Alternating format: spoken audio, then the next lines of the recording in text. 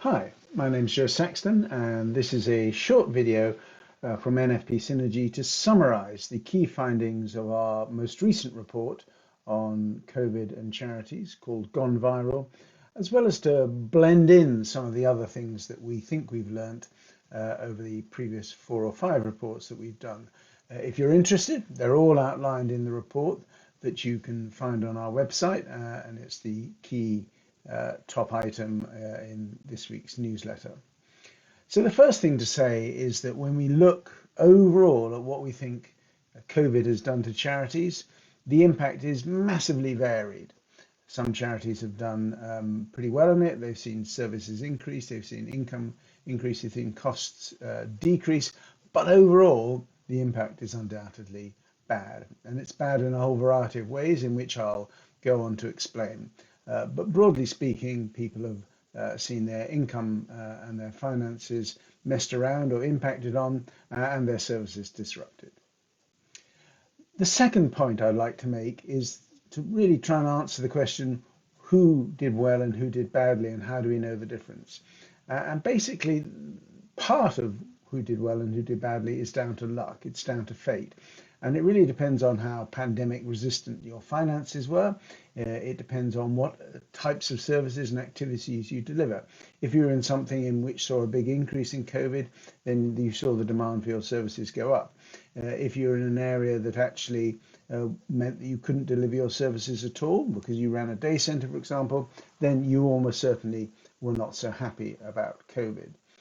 And that's the basic kind of dealing of the cards, if you like to use that quote. The cards that got dealt were down to circumstances that almost nobody could have predicted.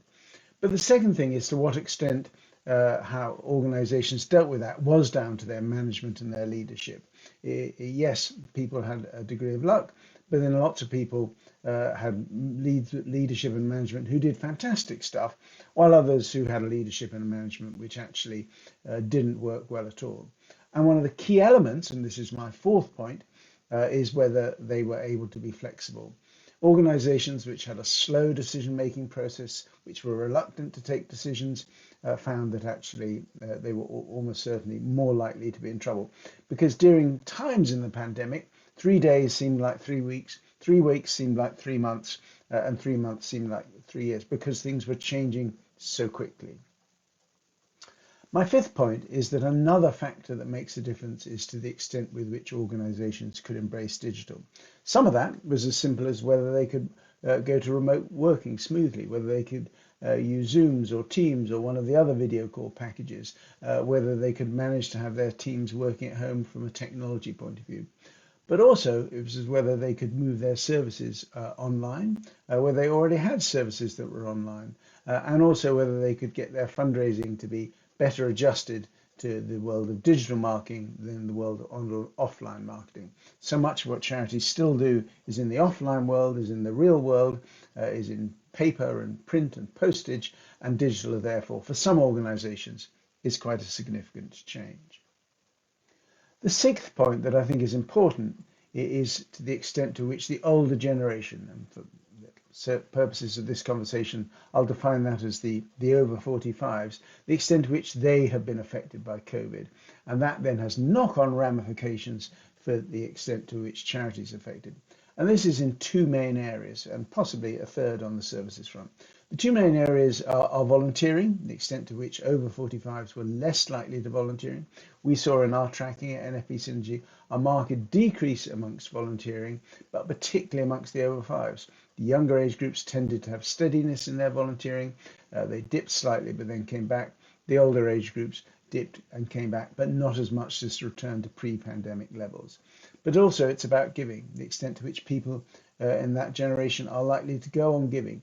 They may have decided their priorities have changed as a result of COVID. They may have decided that what they want to do with their time and their money is different from before. And then perhaps the last area in which the older generation is important, they're the ones who are shielding, who needed services, who needed information, who needed a whole range of things which charities may be able to provide, and some of that will have a knock-on ramifications.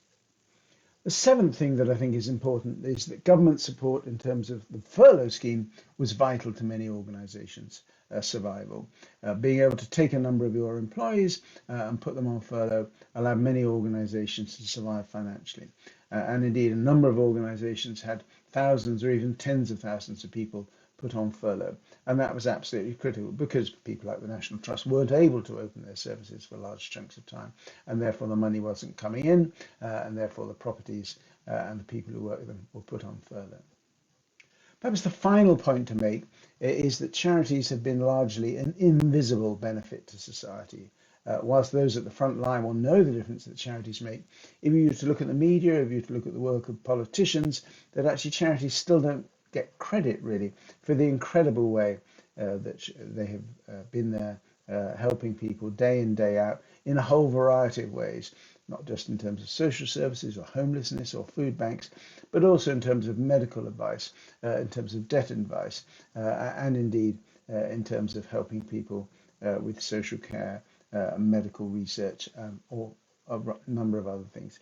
Charities have been absolutely critical in the pandemic, but unfortunately, I don't think the wider world recognises that in the way that they recognise that other people have been impacted, whether that's small businesses or the hospitality sector or airlines or whoever else.